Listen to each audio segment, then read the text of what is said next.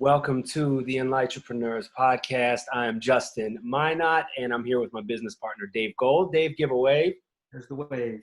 All right. So today the program is called Beyond the Black Square. We are diving into some really beautiful issues around how to leverage privilege and influence to maximize impact, make a difference, specifically along the lines of racial inequity. Before we get into introducing our wonderful guests, Jess and Danny, I want to just share a bit about the origin story of this event and how it came to be. So Dave and I were talking last week in the wake of another Black man being shot 7 times in the back.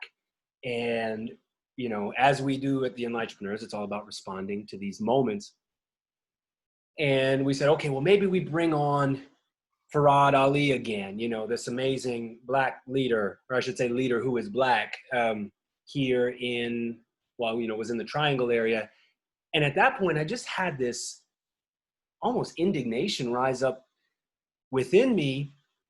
Like, no, we're not getting more Black leaders back on this panel to educate people who want to learn how to make a difference and whatever, because next week, it's probably going to be another story. And next week, it's probably going to be another story. And at this point, it just feels like, not a joke, but like, come on, man, we got to do something about this. And so as we were digging into that, it became, okay, who do we know who is actively making strides as a white business owner or a business owner of privilege? Who is making strides, taking the steps, wrestling with this issue forward, not figuring it all out, but wrestling with this issue forward, who could educate and talk about some of the best practices and some of what's not working, some of what's been hard. And so that's what we're going to be getting into today. And that is exactly why we ended up with these two wonderful panelists on here sharing their story. And even the thoughtful responses that we got from Jess and Danny when we reached out. Danny was saying, like, are you sure you want me? Yeah, I do, because you're wrestling, not because you have it figured out. So that's what today is about. I want to turn it over to Dave to talk a little bit about his journey through this as well, because I think you just have a beautiful story. And then we're going to get into the program on it. So Dave, where are you at with all of this? So I'm asking the same question that Jess and Danny are asking so beautifully, and you're talking about, which is what's mine to do. I mean, that was the name of the program we did after George Floyd when we brought people on.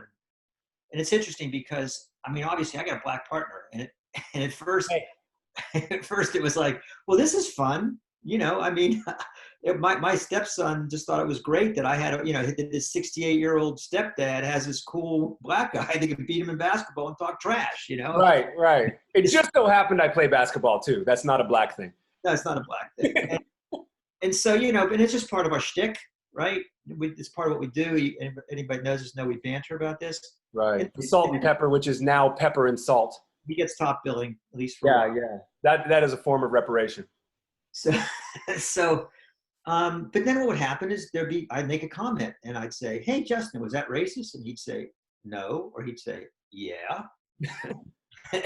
And sometimes he'd say something and I'd find it offensive the same way. And so, you know, in the fact we have this open, loving, authentic bantering and really deep dream sharing, supporting each other's dreams, this started to become his Blackness and my whiteness and the relationship between that just became part of it. And every moment it's like, what's mine to do? It's not always what we're doing, but it's just in the picture, like it is in any deep, loving relationship you have when you're sharing a dream. And then George Floyd happened and we did the program that we didn't want to replicate here, which is bringing Black leaders on. And I realized something in that moment. And what I realized was he was having an experience I couldn't share. It's like when Julie talks about 49 hours of labor with Isabella, I can think, well, I had stomach cramps once, you know. Right. But I knew there was something that he was experiencing that wasn't mine. And then I said, well, what do I do with that? Right? What do I do? So I thought, I'm here to support him. I'm going to support his passion. And that was mine to do, was to support him, because it was his and not mine to do. And then at some point that changed. And I think where it really changed is when we decided we put this Beyond the Black Square program, which you guys will all be talking about here, but it was a way for us to provide access to network for under-resourced entrepreneurs. And I reached out to my network of beautiful people and asked for connections, sales, whatever it was. And I tell you, I was underwhelmed by the response that I got. And I thought, wow, what's mine to do in this moment? These are people that have heart. These are, it's not Danny, they're Danny and Justin in the world, but they didn't say yes, even to saying, hey, I care enough to do something. And I thought there was one of the people that I reached out to that said, basically, this is too much of a hot potato for my business. And then Justin and I had a conversation while we're doing the promo for this, where Justin's saying, okay, we're working on the language. And Justin says, okay, black men are being slaughtered and white privilege. I said, whoa, I can't do that. I'm going to lose sales. I can't go out to the white business community with that. I thought, son of a gun, I'm just like everyone else. I saw the limits of my commitment, not only as a supporter, but as a person in this world right now. The limits were, if it cost me money, I didn't want to do it. And that was like, holy cow, this is me. I can't blame other people who don't respond.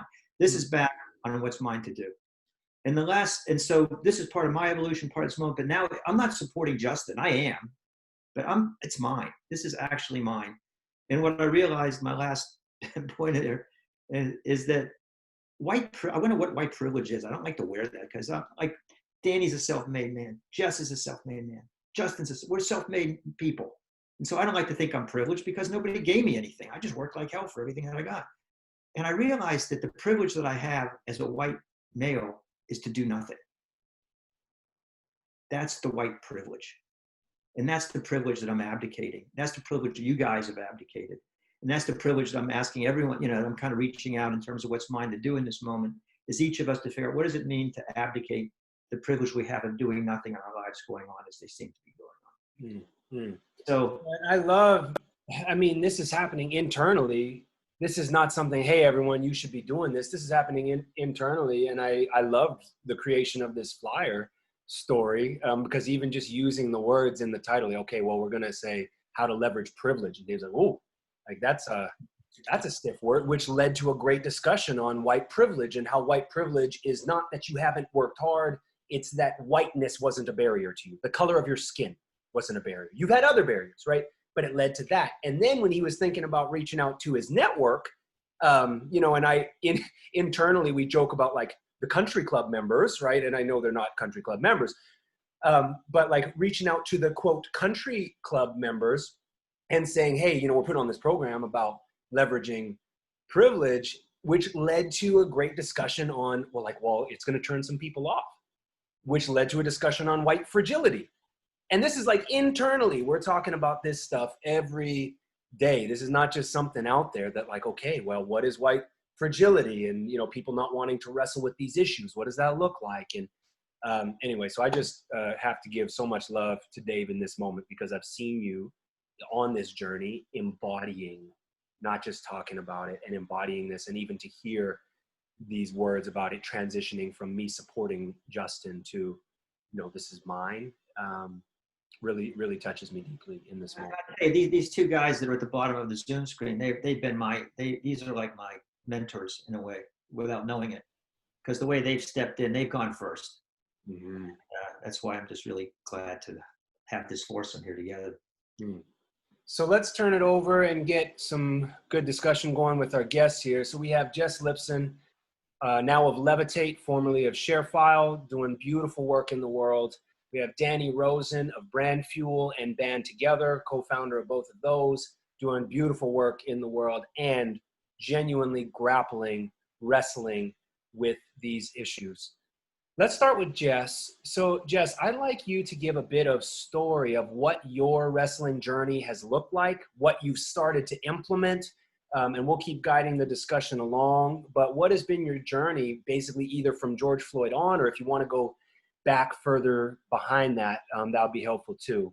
But share some of that with these other big-hearted leaders here.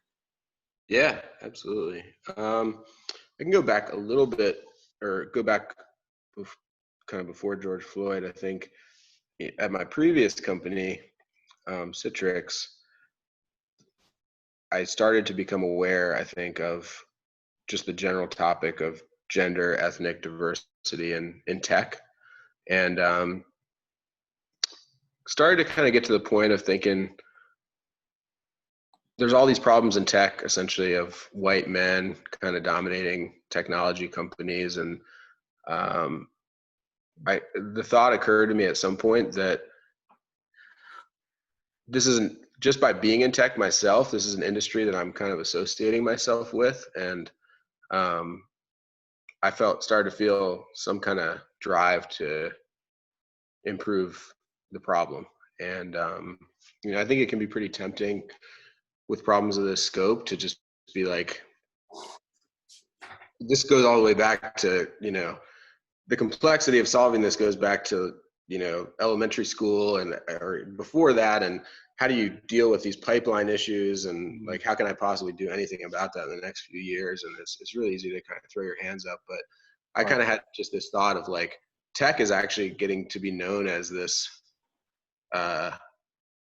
toxic place where there's not women executives and there's not Black employees or executives. I think across tech, it's like 4%, something like that, 3 or 4% Black. And then the female stats, I can't really remember as well right now, but still quite skewed in tech. There's not a lot of women in tech. And especially on the engineering side of things. And so I started my last year or two at Citrix to try to do some work to improve it. And it was great, but I also ran into the legal and HR issues in big companies, and not to kind of throw them under the bus or anything like that. But you actually can get some situations where legally I wasn't able to even pull certain data reports to even find out kind of progress we were making, for probably a lot of reasons that are good from a corporate perspective. So that was my first foray into trying to really break apart, understand what's going on with data, and then try to figure out, well, what can we actually do with our hiring practices and how we write job descriptions and things like that to try to do better on our hiring diversity. When the George Floyd kind of stuff came around this summer, I think I talked to you guys about this. I have been more of like a kind of slow burn on this situation, because I really wanted to resist the temptation to just post something on, LinkedIn or Twitter. And I like to kind of, if I'm going to make a commitment to something, I like to think about it first and then make a very long-term commitment, kind of a slow burn versus, in some ways I kind of feel like I don't want to disparage anyone who did this, because I think most people have really good intentions. But I think sometimes just doing a post is actually, self-serving, of trying to make yourself look, good and like a a worldly woke person, more so than actually trying to help. And so it really ends up in some ways, you could say that maybe that's even a net negative if you're really doing it selfishly to look like a woke person, but then not putting any wood behind the arrow and financial and time commitments behind it. Yeah. So I actually kind of had a thought in Durham, because I was looking, in light of George Floyd and the protests, and there were a lot of businesses here putting Black Lives Matter in their window. And this is where my mind goes, is I wonder how many of them are doing that so they don't get their window smashed. Right, exactly. Right? Versus like, I actually do believe that I'm or fighting for this in some other tangible way. And so I think you're exactly right on that. Keep going. Yeah. So I actually kind of held back, and I didn't post anything in that few days or week or whatever. But we have a monthly company all hands meeting, and I just basically said in the first one, because I think it had come up like a week, our all hands happened to be a week or so after that, a week or two after that had happened, and just say, hey, just talk from the heart about kind of how horrible and tragic that situation was, and that we all probably, it feels a little bit helpless, like, we are this drop in the ocean, and what can we do? And that we're going to just try to work over between our next meeting to figure out some ways that we can do some positive things that also are in line with our company's mission, which is about helping entrepreneurs and small businesses. And so, where we landed, or I don't know if I'm jumping ahead in the let's actually pause that and get Danny's story, and then go to really practically what you're implementing. I want to make sure we get this thing flowing. So Danny Rosen, doing beautiful work, beautiful human, and genuinely, when I interact with you, I feel the angst. I feel the heart and gravity with which you engage with life and with this issue specifically. Share your story about your experience here. Yeah, I appreciate you guys having me on. It's an honor. You guys have been amazing leaders yourselves, and I'm sure Jess feels the same way. Just having you all as a sounding board through all of this has been great, and super helpful. Just a place to go where I feel comfortable having the conversation has been with you both. So thank you. Yeah, it's emotional. Man, I get choked up just even talking about it, thinking about it. I'll try not to get too deep on that front, on the emotional front, but I guess I'm approaching it from a few perspectives. One is on the home front, one is in the workforce and running Brand Fuel, and the other is the community work that I try and do. On the home front, frustrated. I've got 2 wonderful daughters and a wonderful wife, and my daughters are teenagers, and I think they're just completely disconnected from everything. I don't know if it's complacency. They're too stuck in their devices and not reading the news, or, it's hard to motivate them to get them outside to stand up and have a voice. I'm also not hard on them about that, but this is a time where I want them to have perspective and to feel a little bit of what I'm feeling, because they're in my DNA and it's important for me as a parent. But I feel like I'm either failing or the world's failing them, or maybe it's not in them yet, but I hope that spark happens. So a little saddened by that. I think the future is still open. On a community front, there's a lot going on in our community that we all share and love. And, I'm involved on the board at Place at the Table, which is doing amazing work. I volunteered there Sunday, and we served 300 people free meals, meals that they chose, healthy meals. But our model is completely flipped. There's food insecurity that's amplified during this time. And so we are, losing money at the cafe, but we've decided to stay the course. And even if we have to drain resources to feed hungry people and bring community together as best we can during this time. Frankly, we're downtown Raleigh. I mean, when the first riots happened, I was just thinking, if there's a place on this earth that should not be touched, it's a place at the table. Yeah. And while there was a little bit of damage, we were saved in some way. And I think there's some beauty happening in that one place in downtown Raleigh. It's super special. Proud of the Band Together work and the collaboration with United Way and the ARC, the Anti-Racism Community Fund. We raised $200,000 in a live stream event that was all about featuring Black artists in North Carolina, and Band Together and United Way, they did such a wonderful job. So big shout outs to our teams there. And then Innovate Raleigh. I think this is an interesting one. I signed up to work in All In for Raleigh and support what's going on there. And that was to support small businesses that were suffering during the pandemic. And there was just this outrage that happened around 60% of the funds were going into Black-owned businesses. And I was offended, I was angry, and then I just had to kick back and kind of ask a lot of questions like, why are people feeling this way and reacting this way? And that was a bit of a struggle, but we educated, we listened, we came together, we raised a bunch of money for businesses that are really struggling during this time, and we put an anti-racist spin on it, and we were proud of it in the end. So there's that, and then there's Brand Fuel, and I guess, Jess, you and I have known each other for a long time. I think about our college backgrounds, you being a Dookie and me being a Tar Heel. And I think that may be the only thing that separates us, because, you know, you said the words that I wanted to say, and that is that we carefully chose not to put a black square on our Brand Fuel homepage, or I didn't do it on my own personal, you know, social pages. And if you know me, I'm on social.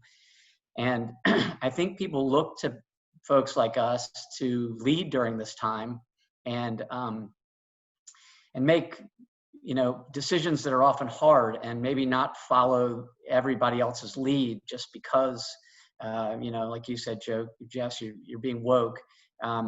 We felt like that was kind of fluffy, and so we did what you guys did. We have a monthly meeting, and we got together with our team, and we focused on a strategy with data points and KPIs and, you know, things that I don't know if we'll be able to do them, but we started that conversation internally. And I'm really proud of our team. Like, we're an incredibly open business. Like, you know, I think about inclusion. I think you'd give us, you know, high marks on that, but from optic diversity, like, we're failing. And choose to vote with our dollars. We do a good job in our community, but not through our industry supply chain. We got a lot of work to do, and it's over freaking whelming, and I'm nervous, and I'm scared, I'm excited. And I think, you know, I'll just kind of close here and say that, you know, you guys know how nervous I was getting on here. I was like, oh man, you know, white dude owns a business. Like, no one wants to hear us chatter, but it's clear to me that if you put a spotlight on people like Jess and I, and we step up and use our voice and do some of the work, that others may follow. And there may be a positive ripple effect into, you know, our staff, into our customers, our families, you know, our industries, and certainly our communities. And so for that, I thank you. And I'm hopeful, but I'm also, you know, this is hard. It really is hard. Yeah. So I have, guys, I'm toggling back and forth between asking you guys really practical questions and asking you some deeper questions. I'll start deep. So you guys care, right? What do you tell, you know, like, what would you advise us or others? They're trying to get people, you know, trying to tap into that care, or trying to get people to care more, or try to respond for that care. I don't know whether it's a question. Did you guys just already care and you just started to care more? Or what, I guess maybe the question I'm asking, why do you care? What is that? If you go inside yourself, where do you find the care? What does it feel like? Yeah, I mean, I think Danny and I will probably have different answers.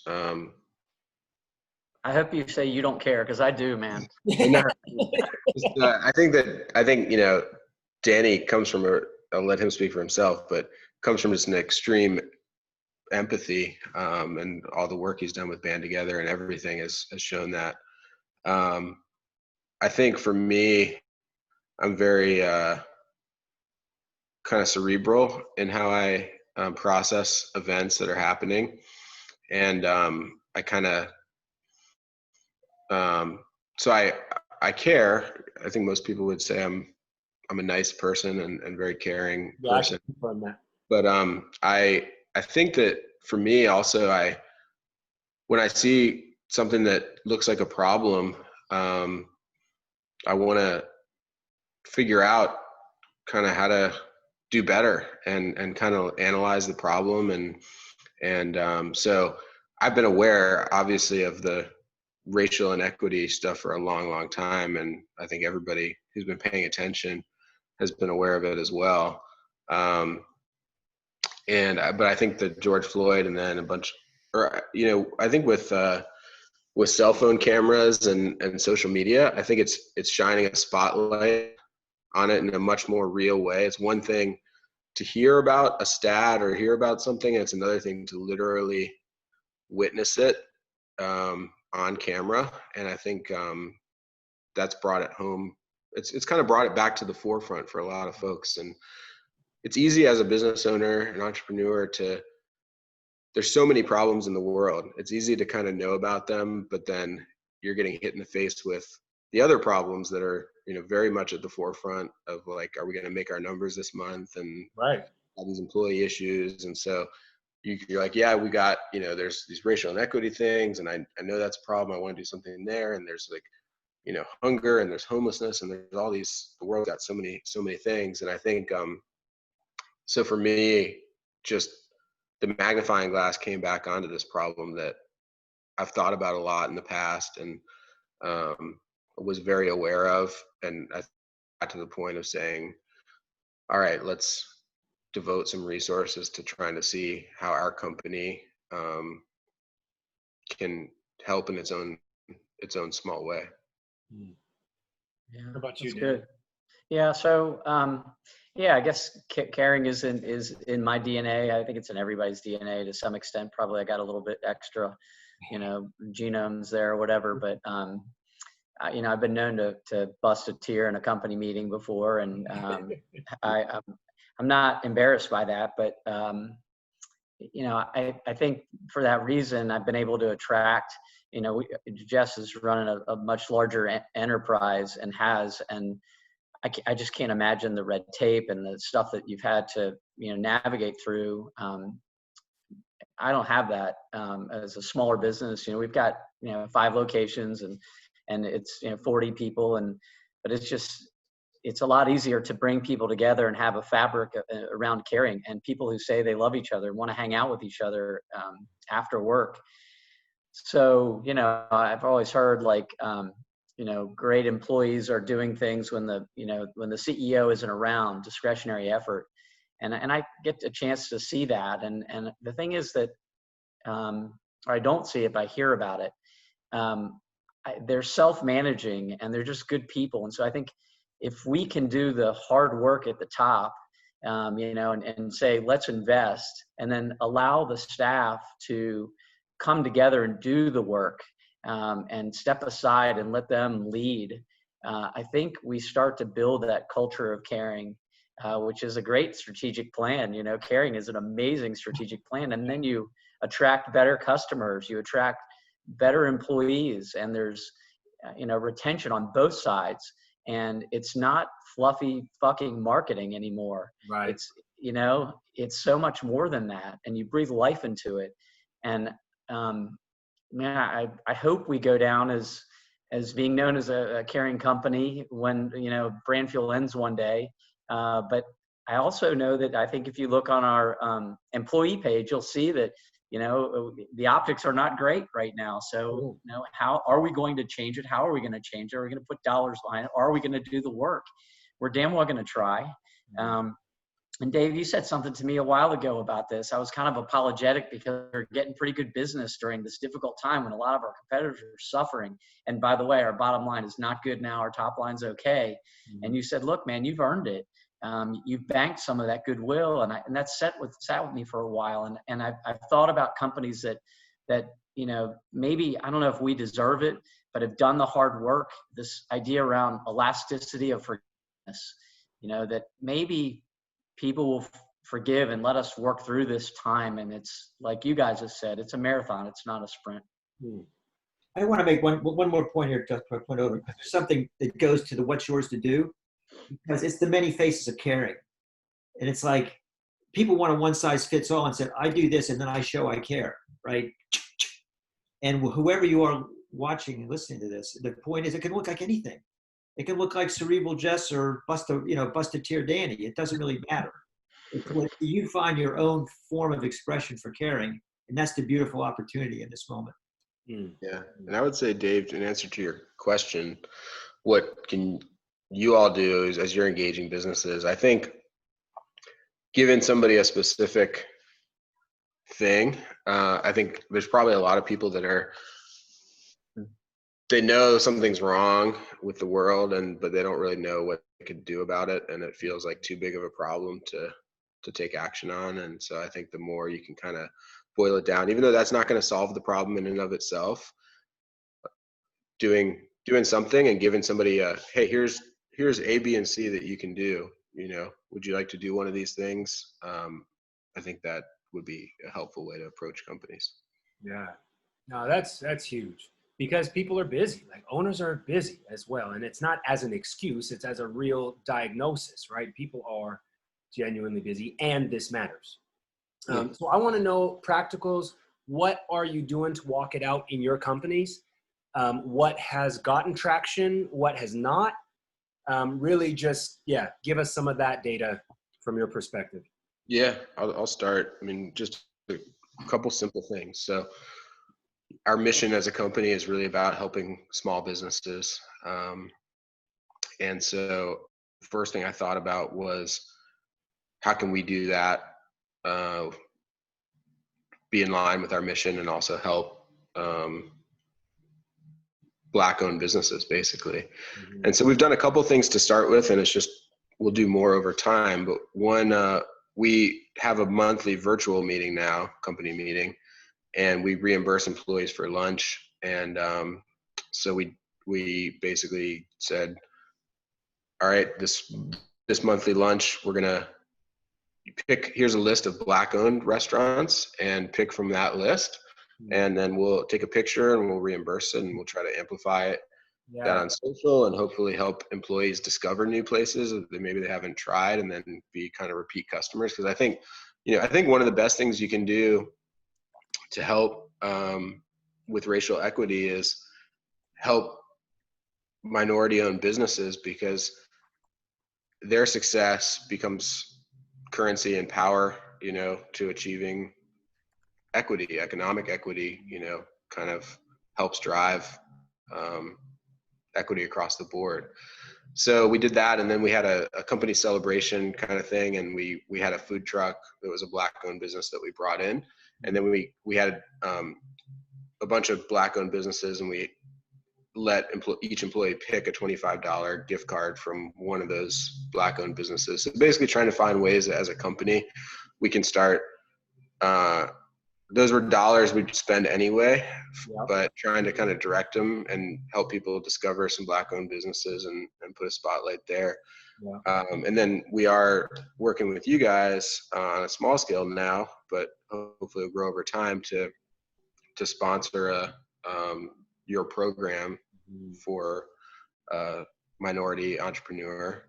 And so that's kind of along our company mission side. And so it feels good. It's kind of like, feels right. We're supporting small businesses. What's the Levitate way that kind of makes sense? And then the second piece is the employee diversity, and trying to get our employee base to represent the general population. General population is like maybe 10 to 15% Black in the U.S. And so trying to get our employee population to look closer to that. And so what we've done so far is expanded beyond just posting on LinkedIn and getting, people from recruiters. And we are now posting on 10 different historically Black colleges, kind of student and alumni boards, and trying to do some actual direct recruiting from historically Black colleges. And we actually, that's the only college recruiting we're doing right now. And so it's only been a couple months, and I think we have one person already that we've hired from that pipeline, and hopefully that'll be effective and it'll grow over time. So that's kind of the two-pronged strategy for us so far. Man, and what I want people to hear in that is, on the Levitate side, you've feathered it in ways that make sense for your company. I think that is so key. Like, you're not just reaching out there to some random stuff. You're like, look, we're already spending this money. Let's spend it thoughtfully. We're already, having lunch. We're already, whatever those things are that are naturally occurring within your company. And I want to encourage people who are listening, think along those lines as a starting point for you, right? It's like, not new dollars, old dollars spent in new ways, or not. And even how you're using the app itself to uplift entrepreneurs who are running these businesses, because the app is a relationship management tool that's incredible.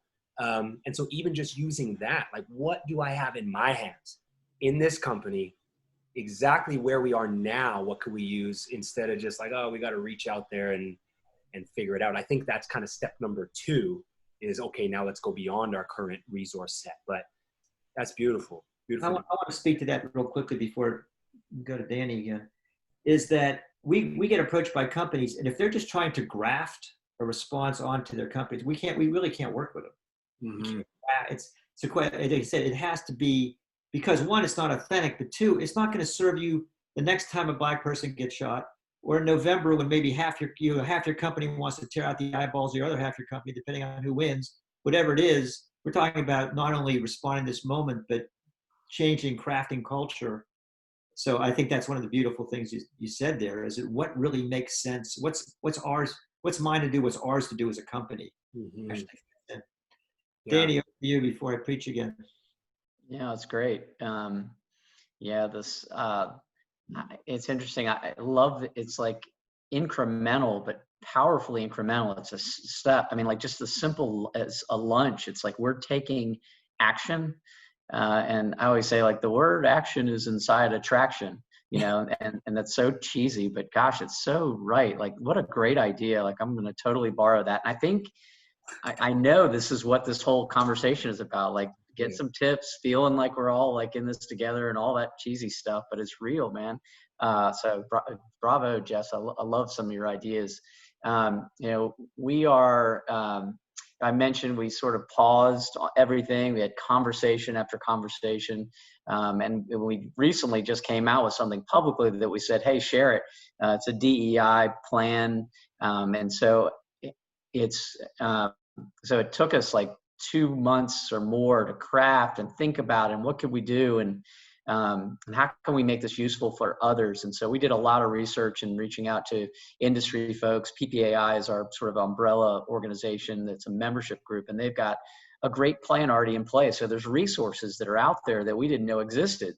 And like you guys at Levitate, Jess, we're getting these guys, you know, the Enlightrepreneurs to come in and help us out, because it's really clear that, you know, the old white guy, you know, leading this is not necessarily the right thing right now.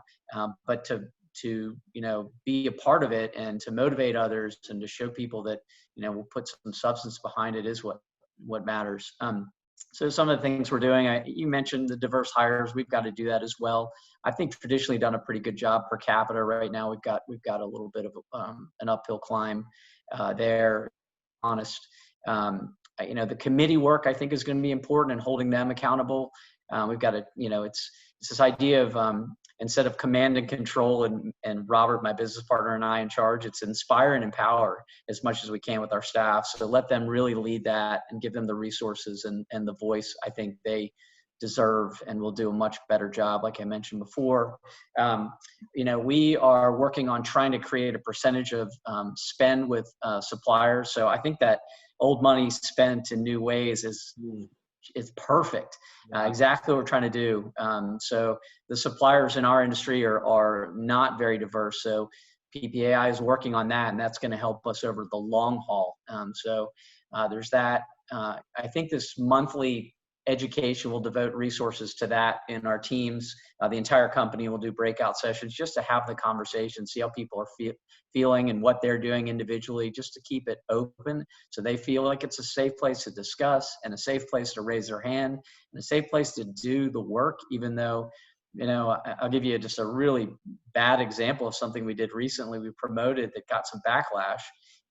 You know, it's not any, you know, Colin Kaepernick kind of stuff, but it's kind of a microcosm of that episode. We did there is this company in our industry that has created a spice, and it's you know, we sell spices with logos on it, and they come in these cool tubes, and so the spice was all different flavors of spice, all in a tube. It was just beautiful colors, and there was a percentage going back to Black Lives Matter. And we thought, yeah, this is going to be great, you know, this, and it was great, and it wasn't great. There was a small percentage of people that were willing to be vocal enough, who are our clients, who said, man, that's not cool. We don't support this. And if you do, we're not going to buy from you. And we had to have some internal discussions about that. And again, not Colin Kaepernick, but we said, maybe those aren't the right customers for us. So letting the staff know we're willing to stand for this and do the hard work is also something we're trying to do. And then I think last, you know, we have something called Brand Good. It's an initiative around supporting nonprofits in our community. And we help with marketing materials and cash donations, but determining a percentage of either nonprofits or money that will go towards those causes. And then last, like we've got man and woman power, like let's go out and donate volunteer hours. We've been known to do that occasionally. Let's get outside and work with those nonprofits that need our help. Man, you two are beautiful souls doing the work, and I just have so much love and respect for your ongoing journey. And if I was giving one piece to business owners on this is a marathon, right? This is a marathon. It's not a sprint.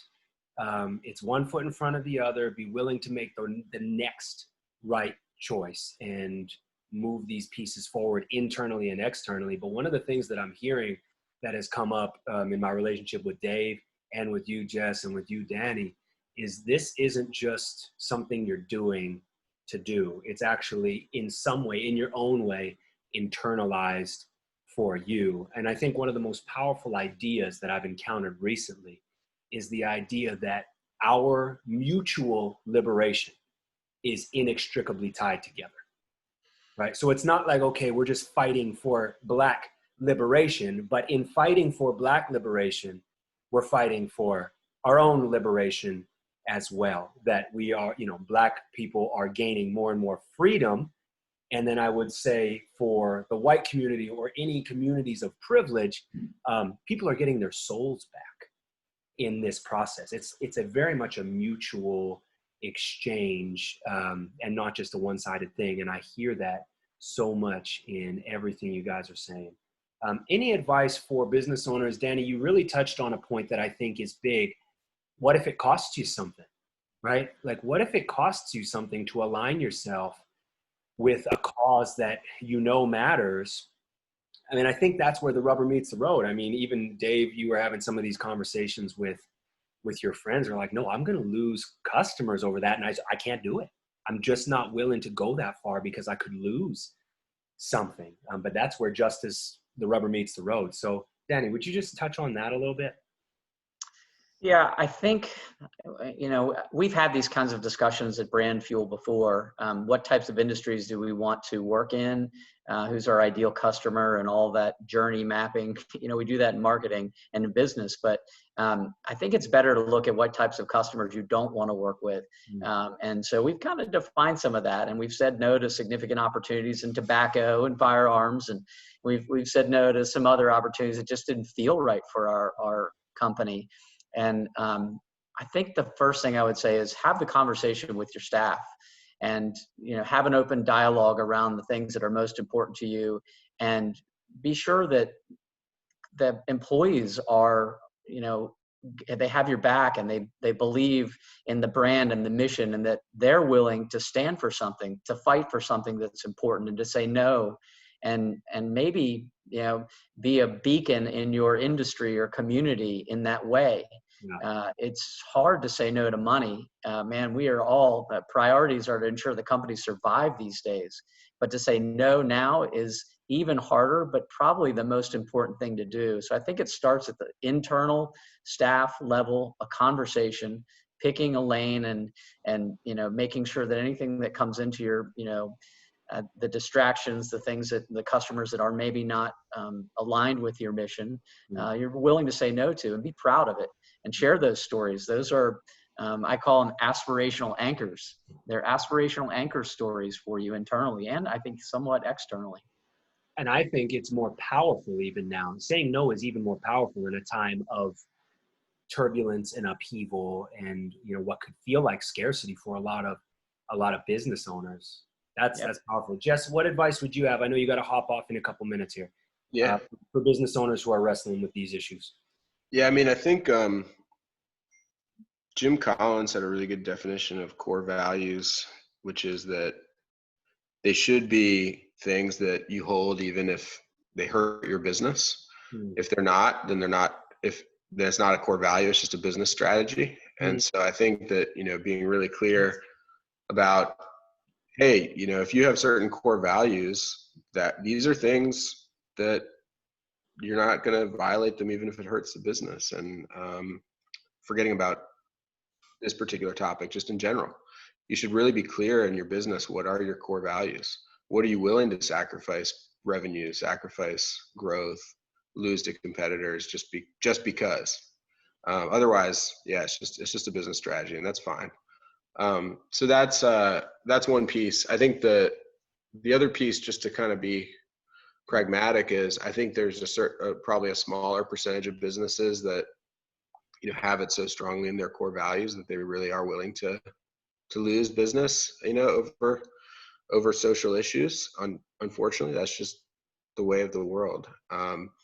And so one thing I would say is, just as more of a tip, is I think you can probably try to some ways, if you're not there yet as a business, to be supportive. For example, Black Lives Matter itself is somewhat divisive because it's a term that a lot of people think is associated with certain things, and it may or may not be. And so some people may think, oh, well, that's like riots, or that in the media, there's a lot of, depending on what media source they listen to, they may think that when you say you're supporting this, that it means something completely different than what you think you mean when you're saying that you support a cause. And so I think, but very, very few people are going to disagree if we say, hey, we are supporting Black businesses or whatever.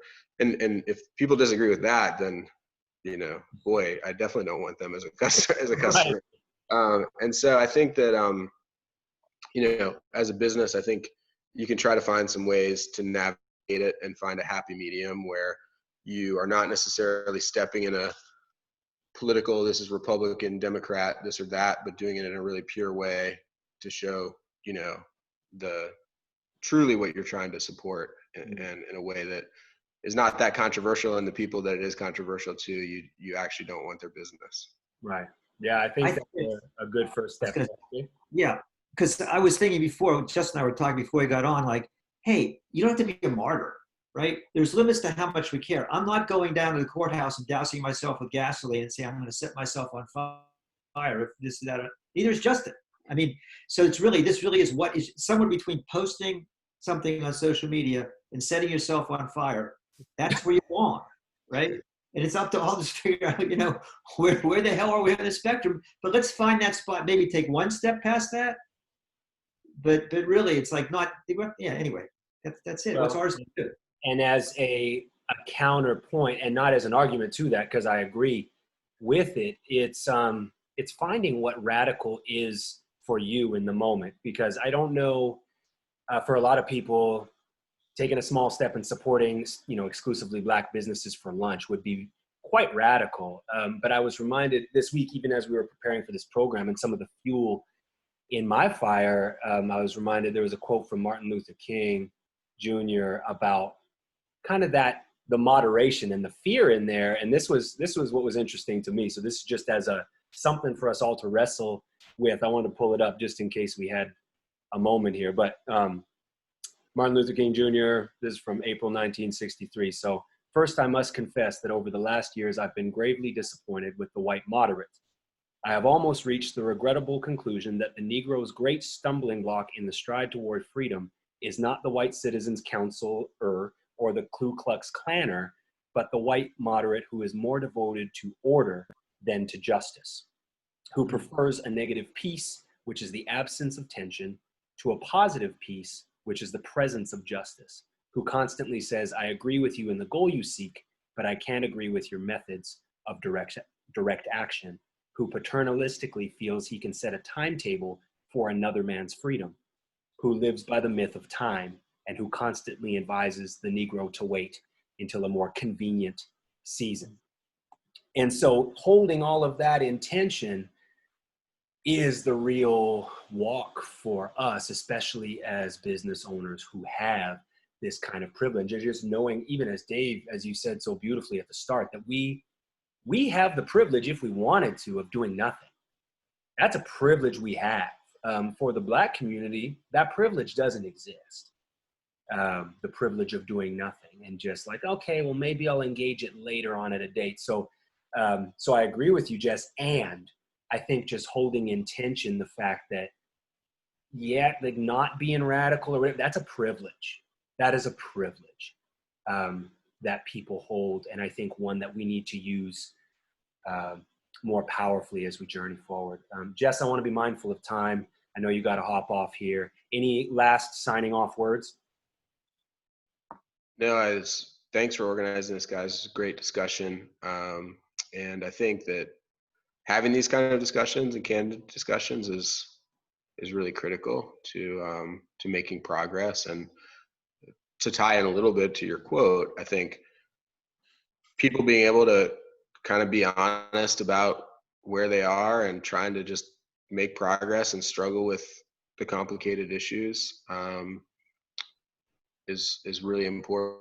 And I think so Danny and I were both, neither one of us claimed to have anything anywhere close to solved, and we're not holding ourselves out as, hey, we've solved it and here's how to be awesome like us. I think we're grappling and struggling. We're just like everybody else, and there's a lot of issues, especially as a business owner.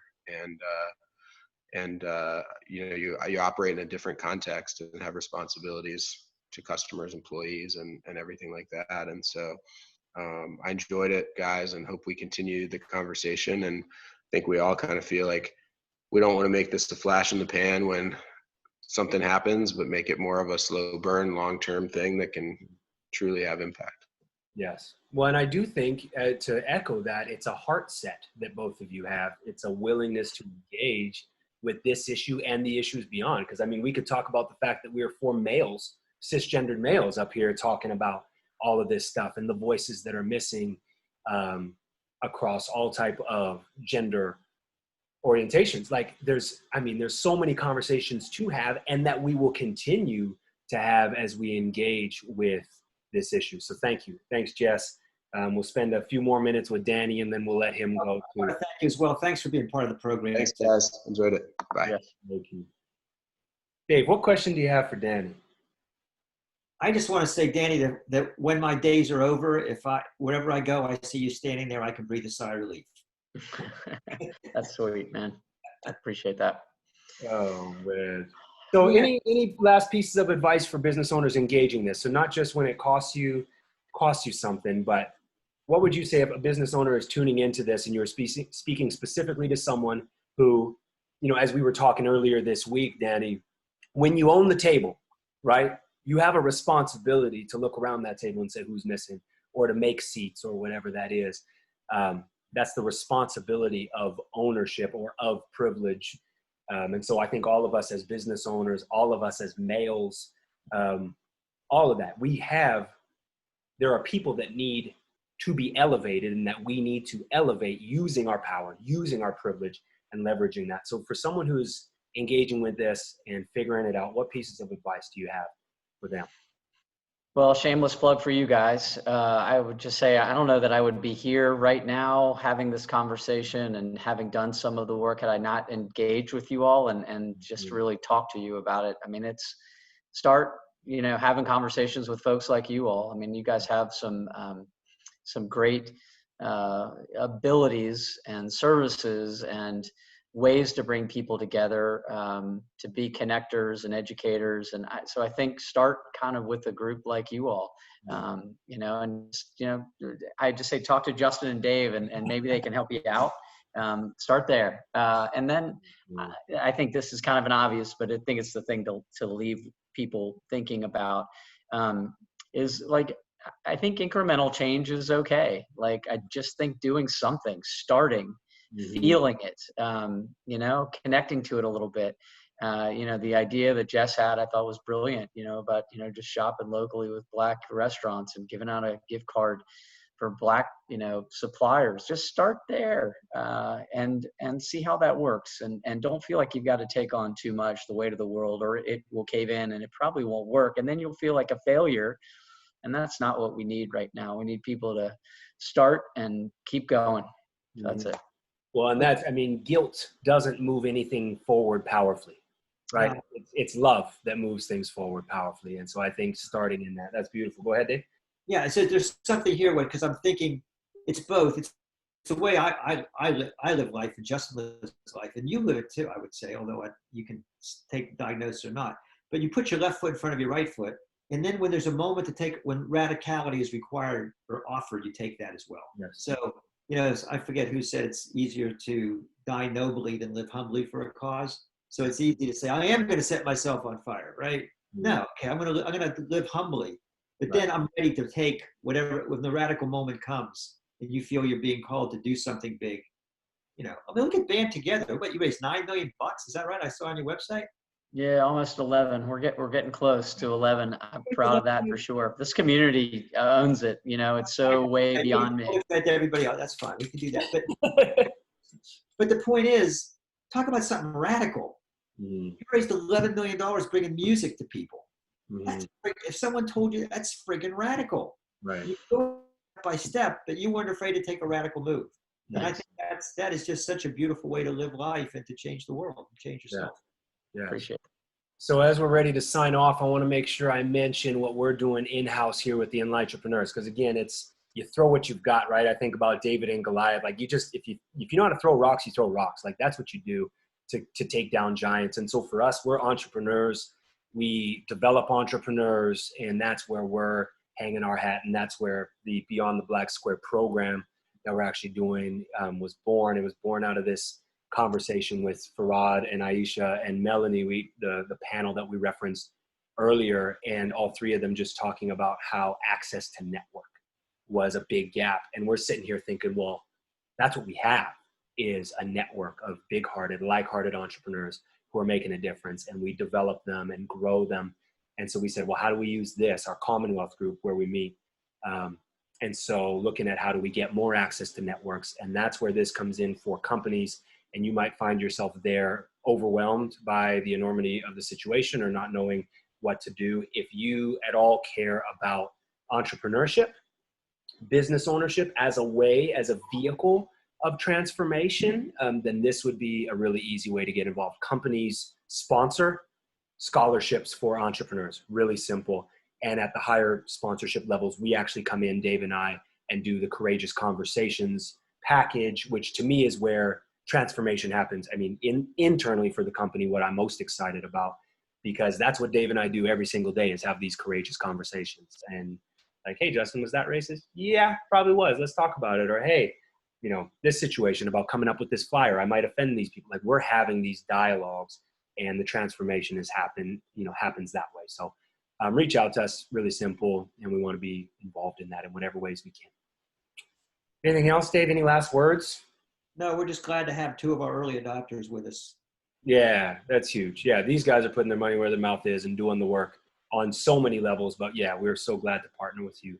So Dave, I want you to give a quick plug for A Place to Table. How people can come. I know this is so close to your heart. It's such a time of need. But do a shout. Yeah, there's probably a few pathways to help out. If you're local to Raleigh, you can just go and, get some food, but pay it forward. Don't just pay the suggested price, pay a little bit more so you can pay for someone else's meal. You can volunteer down there. There's not as many volunteer opportunities during the pandemic. You can sponsor. There's sponsorship opportunities for companies or families. And then this fall, we're working on a big fundraiser where you can be inspired and empowered to, come up with your own event. We're doing burpees and biscuits to raise some funds. Chip in $50 and you get some place at the table biscuits while you're doing burpees, or after or before, depending on how you want to see what happens to your body. But there's some new opportunities there as well. But it's the cafe is struggling. We're feeding a lot of people and doing great work every single day, but we need more people to come in and help us sustain it by being patrons. And the food is so damn good. So remember that. Yeah. Thanks, Dave. I appreciate it. I can speak to that. That is true. That's awesome. Love what you're doing. Love who you are. Thanks, Danny. Love you guys. Thank you.